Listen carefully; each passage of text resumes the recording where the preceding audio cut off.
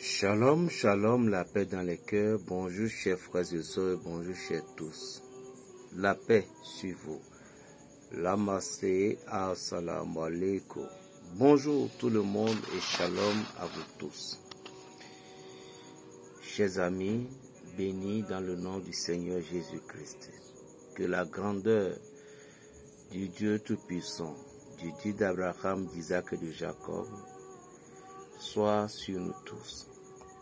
Ici, c'est la voix du berger Raphaël, votre frère, le béninois. Shalom.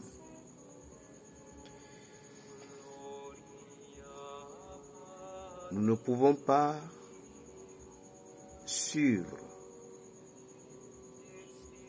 une foi, c'est-à-dire nous ne pouvons pas suivre quelque chose à cause de notre plaisir. Parce que tous plaisirs sont éphémères. On ne peut pas suivre Dieu parce qu'on veut devenir riche. Dans quelles conditions l'on peut aller vers Dieu? Il y a plusieurs, mais celle que Dieu aime. La première des choses, nous l'aimons. Et nous savons qu'il est le Dieu suprême, créateur de toutes choses visibles et invisibles, dont le règne n'aura jamais de fin. À ceci, en croyant en cela, nous adorons Dieu. Et nous l'aimions, nous savons qu'en dehors de lui, il n'y a plus d'autres dieux. Tout ce qui reste, ce n'est que des sacramentaux ou ce n'est que des matériels. Parce qu'en dehors de Dieu, il n'y a plus d'autres dieux. Il y en a plein de divinités, bien sûr. Il y en a plein de dieux, bien sûr. Mais il y a un seul Dieu. Parce qu'il n'y a pas deux présidents dans un pays. Mais nous pouvons avoir des premiers ministres, nous pouvons avoir les magistrats, les députés qui, à chacun de leurs ordres dans des différentes sortes de communes. Un député pouvait te signer des chèques. On va dire que c'est une autorité, donc on peut valider. Mais un président pouvait se lever et puis dire non, le député encore, ce qu'il a signé, je ne suis pas d'accord. C'est comme ça que Dieu est le maître de toutes les divinités de la terre. Amen. Maintenant, aujourd'hui, il y a beaucoup de nos frères. J'en prends toutes mes excuses, mes chers mamans, papa, petits, grands, musulmans. Vous savez que je vous adore, je vous aime, je vous adore, je vous vénère, voilà. Et je vous aime au fond de mon âme, au fond de mon esprit. Je ne sais pas ce que j'ai à dire, vous allez penser à mal, mais ce n'est pas quelque chose de mal. Aujourd'hui, beaucoup de chrétiens, beaucoup de personnes se convertissent en islam, soi-disant pour dire qu'il veut devenir riche. Non. Un vrai musulman n'est pas affaire de richesse. Parce que la foi, j'entends parfois on dit, la communauté islam, c'est basé sur la foi. Et qu'on dit, le prophète Mahomet, c'est ça que vous dites, non? Il a lutté pour la foi, pour la croyance. Parce que si je ne me trompe pas, l'histoire de Kaaba qui est là, la Kaaba, c'était des idoles qu'on adore avant, puis après tout, le prophète Mahomet, il est venu, il a arraché. Et Dieu a pris possession. Shalom, selon l'histoire. Maintenant, il y a beaucoup de personnes aujourd'hui, on dit, les Aladji, connaissent les secrets, les Aladji, ils ont de l'argent. Il y a des gens qui se convertissent aux musulmans, en islamique pour dire qu'ils vont devenir riches. Non, vous n'adorez plus Dieu. Parce que si vous voulez vous convertir en islamique, il fallait que vous devez avoir la foi. Donc, si vous êtes converti en islam, et puis vous n'avez plus de l'argent, vous n'avez plus la richesse que vous voulez, donc un jour vous allez encore quitter. Ça, ce n'est plus une adoration. La vraie adoration de Dieu, ce n'est pas affaire de dire si je suis devenu musulman, si je suis devenu chrétien, si je pars à telle église, je vais avoir de voitures, je vais avoir des maisons. Ceci ne peut pas adorer Dieu. C'est la raison pour laquelle beaucoup de personnes aujourd'hui ne peuvent pas maîtriser leur destin. Pourquoi beaucoup de personnes aiment l'idolâtrie? Pourquoi beaucoup de personnes aiment à se féticher? Pourquoi beaucoup de personnes aujourd'hui, il y a des gens, ils ont pris des vaudons chez eux. Ils ont été initiés dans des différentes sortes de vaudons, de troncs, de Kenessi. Il y en a plusieurs divinités. Chez nous, en Afrique, ici, surtout au Bénin, il y a beaucoup de gens, eux-mêmes, au fond de leurs esprits. Ils n'aiment pas ces choses-là, hein, mais ils disent que lorsque je me prenne en possession de ça, que ce sont nos aïeux, ce sont les choses de nos aïeux, que je vais devenir riche. Non, vous mentez. Parce que ce n'est pas tous ceux qui sont des vaudons qui sont riches. Ce n'est pas tous ceux qui sont des danos qui sont riches. Ce n'est pas tous ceux qui sont des trônes qui sont riches. La richesse, c'est un destin que le Maître Dieu Tout-Puissant nous donne. Alors, si je dis que si je vais à l'église évangélique, je vais devenir riche parce que le pasteur, il est riche, mais tu vas être le pauvre de tous les pauvres. Si je dis que dans cette église, quand je rentre, on trouve du travail, vous ne pouvez pas, les choses matérielles, vous ne pouvez pas les mettre dans la tête pour aller se pointer dans une religion pour dire que vous voulez adorer Dieu là. Non. Moi-même, j'en ai fait. J'en ai fait dans des temps. Vous voyez, mon petit coup d'histoire, mon grand-père à moi, il était un expert dans les plantes parce que c'était un roi. C'était un roi connu, le fils d'un roi connu du Dahomey. Un roi, bien sûr, un roi puissant, connu dans le pays du Dahomey. C'était je parlais de mon grand-père. C'était un roi qui a donné sa naissance, un roi qui était trôné, qui était sur le trône, qui a donné naissance à mon grand-père. Il était le fils aîné. Mais il y avait des handicaps entre-temps. Il a été converti en islam. Elle s'est mariée. Vous voyez, il a été converti. Il a été converti non pas pour l'argent. Il a été converti parce que il est dans les difficultés. Et il est obligé d'aller se sauver. Ça, nous pouvons adorer Dieu. Si je suis dans telle église pour me sauver la vie, là, Dieu vous aimera.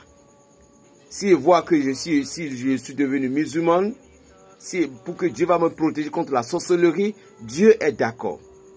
Et en même temps, Dieu ne veut pas qu'on vienne vers lui encore pour pouvoir viens chez lui pour avoir encore la peur dans notre cœur, non.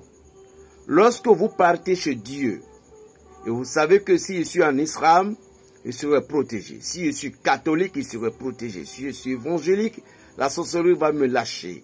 Ça, tu cherches un refuge parce que tu ne connaissais pas Dieu avant. Et tu as cherché un refuge. Tu peux aller au paradis. Mais je dis, je suis devenu musulman, catholique. On dit que la Vierge Marie, telle apparition, Rosa Mystica, Notre-Dame de toute grâce, Notre-Dame de Lourdes, quand on va là-bas, on trouve de l'argent. Non, tu ne peux pas adorer Dieu comme ça. Parce que au moment dont tu iras là-bas, et puis ton destin, l'heure de ton destin ne va pas sonner, tu ne vas pas. Donc tu ne peux pas rester. Tu es obligé de te vagabonder. Hein, dit, à Galilée, où t'en es? Tu vas commencer par te vagabonder. Tu iras à tes paroisses, parce que ta foi n'est pas instable. Et je suis sûr, quand tu vas à une mosquée, et puis on dit que c'est là qu'on prie bien, dans ce quartier, puis le jour que la mosquée va fermer, tu es obligé de te décourager parce que tu vas dire, mais quelle mosquée je vais encore chercher maintenant pour que je vais être encore mieux placé? Non, non, non, non. La foi est bête. Pour suivre Dieu est bête. On est bête. On doit être bête dans la foi. C'est pas que vous serez des bêtards. Vous serez bêtes. C'est-à-dire que des inégumens, non.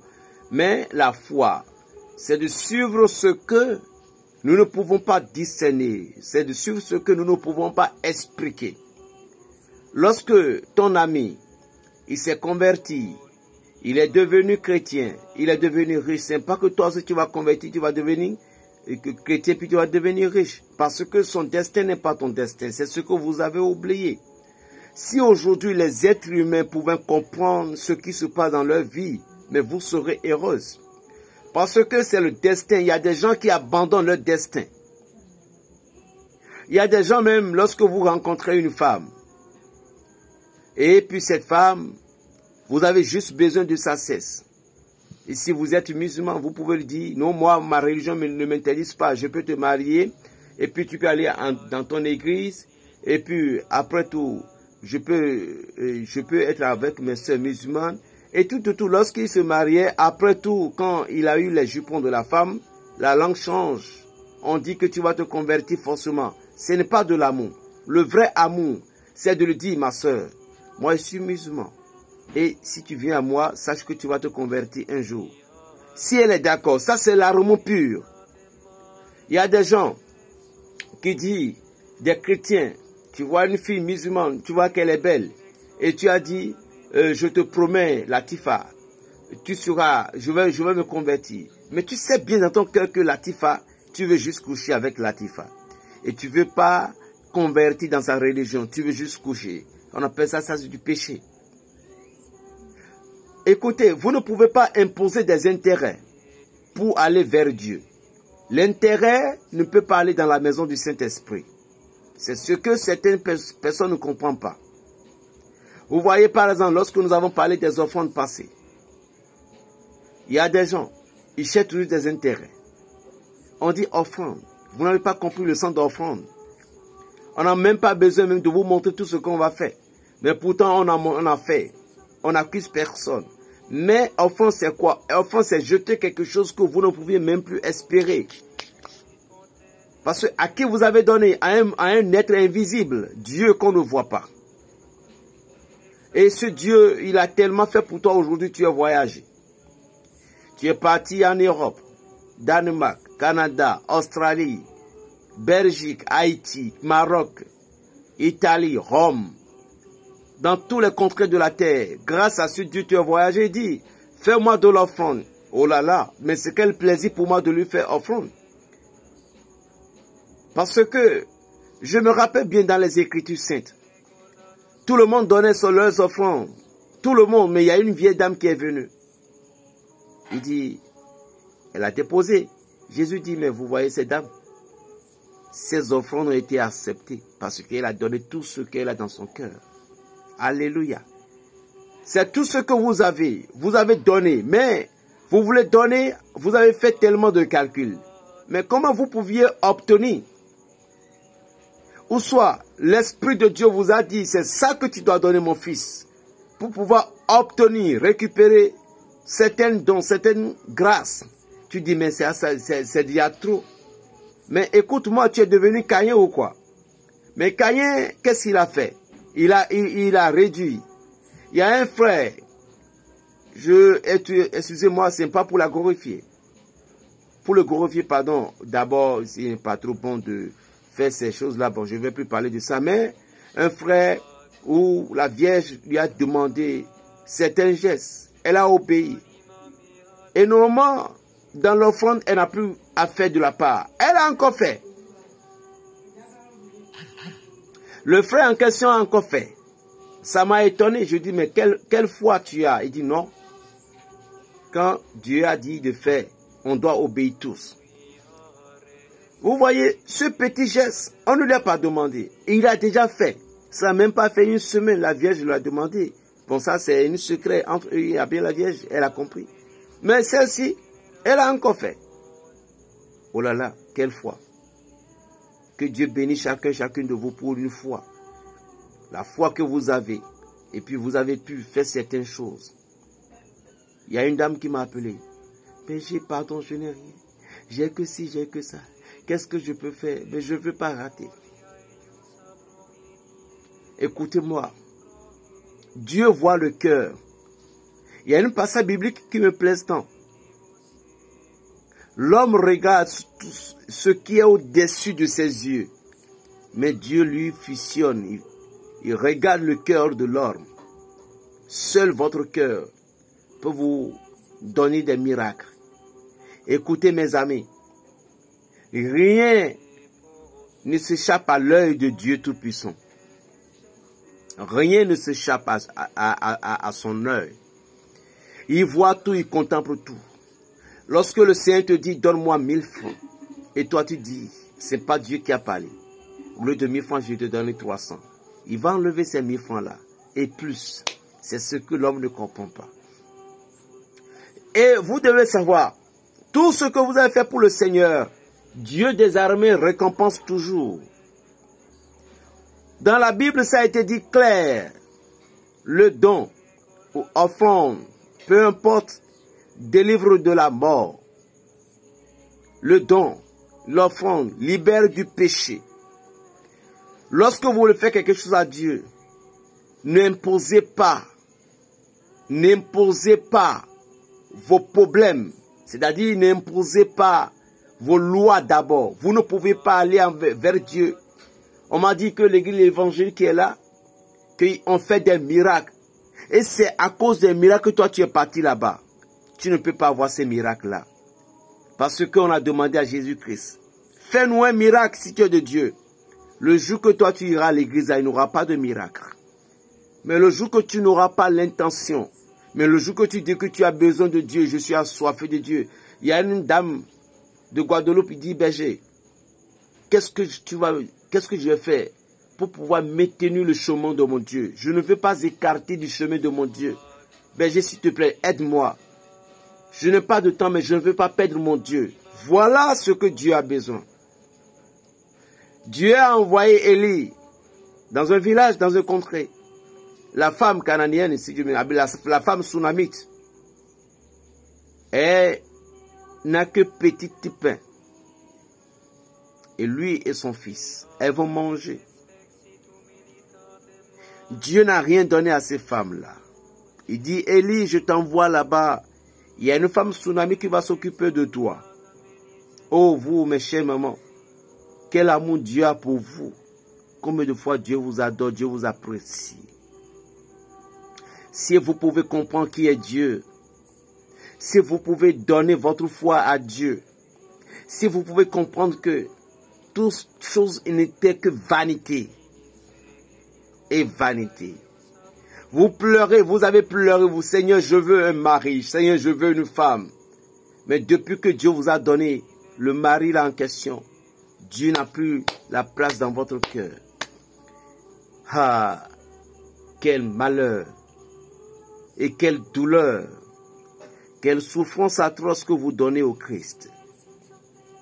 Tu as jeûné, tu as pleuré, Seigneur, oh, je veux un mari, oh, je veux un époux. Seigneur, qu'est-ce que d'abord tu t'es tellement oublié, haineux. Et tu es dans l'église, jour tenu. Seigneur, je veux un enfant, oh, Dieu t'a donné. Et cet enfant n'a jamais mis pied dans les églises aujourd'hui. À cause de cet enfant, tu n'as plus le temps de prier, ni de réciter ton chapelet, ni de faire des racates de prière. Oh. Je me pose la question, est-ce que vous savez ce que vous criez pour vous? Dieu, ce qui est bon pour Dieu, Dieu n'agit pas comme l'être humain. Dieu n'agit pas comme vous et moi. Si c'était moi, avec ma petite colère, j'aurais dû ravager beaucoup de personnes. Mais dommage que je n'ai pas cette puissance. Mais Dieu, lui, oui. Combien de fois vous faites souffrir le Seigneur? La femme sunamite, Élie, lorsqu'il est parti là-bas, il dit, j'ai faim. La femme sunamite disait, oh, homme de Dieu. Vous voyez, oh, cette dame n'a jamais rencontré le prophète Élie. Mais vu le regard de l'homme de Dieu, il sait que c'est un homme de Dieu. Il dit, l'homme de Dieu, tout ce que j'ai, je n'ai qu'un petit pain. Je vais le préparer et manger, et moi, mon fils. Nous allons nous coucher ici, nous allons mourir, nous allons mourir. Élie dit, prépare-moi. Car ici pas le Seigneur. Lui ne va jamais plus manquer. Hey, alléluia. Alléluia. Mais la dame peut dire non. Dieu même sait que je n'ai plus rien, c'est ça que j'ai. Ma soeur, Le dernier centime, c'est ça que Dieu t'a demandé, mais tu n'as pas compris le sens. Combien de fois tu as déjà critiqué berger? Combien de fois tu as déjà injuré berger? Oh, regarde-moi ces escrocs là. Je sais qu'il viendra là. Il sait qu'il va demander l'argent. Oh, combien de fois Dieu t'aime, ma fille. Dieu t'aime beaucoup. Vous qui critiquez, Dieu vous aime. Un gros bisou à vous. Écoutez bien. Avec Dieu, pas d'amusement. Votre foi peut vous même insister. Parce que quand tu es malade, tu pouvais faire des prêts. Ton fils, quand il est malade, ta fille, quand elle est indisposée. Il y a une soeur à moi, Marie de Grâce, il dit, berger, ce n'est que hier soir que j'ai appris j'ai écouté tes vidéos. Oh, mais je n'ai pas encore, mais comment, si Dieu a parlé, pourquoi on pouvait se taire? Encore Michel, je ferai tout pour ce berger, pour faire ma possibilité. Au moins si c'est 1 franc, je vais participer. Quelle foi. Elle n'a pas parlé avec la bouche, hein. Elle l'a fait.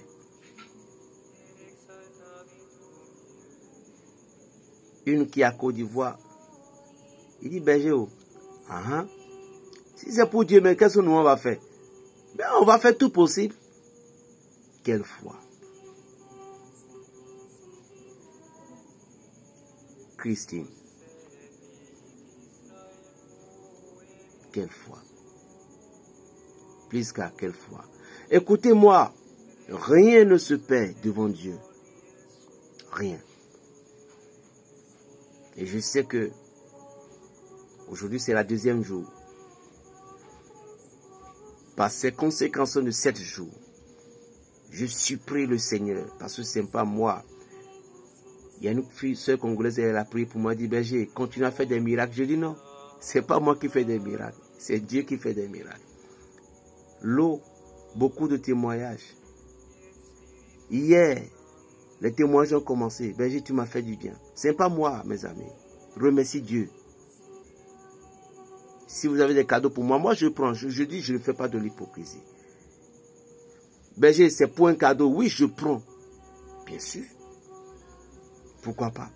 Tout le monde veut des cadeaux. Je veux aussi des cadeaux. Parce que je dois manger. Regarde-toi. Regardez-moi bien. La femme Sunamite, elle a préparé la nourriture pour le prophète Élie. Il y a mangé, il a béni. Cette femme est devenue le riche. Tu as le dernier centime qui est là. Et c'est ça qui te bloquait. Parce que tu n'ouvres pas la main. Parce que c'est une malédiction. Et cette malédiction ne veut pas que tu donnes. Ne veut pas que tu aides. Ne veut pas que tu donnes. Il y a des gens même à qui vous donnez des offrandes, ces gens-là. Leur main, c'est noir. C'est écrit dans la Bible. Lorsque quelqu'un dans la pénitence, tu l'as donné, tu vas récolter sa pénitence. Plus 229. Je dis bien plus 229, le 95, 26, 41, 46. Berger Raphaël le Béninois, la paix dans les cœurs. Shalom.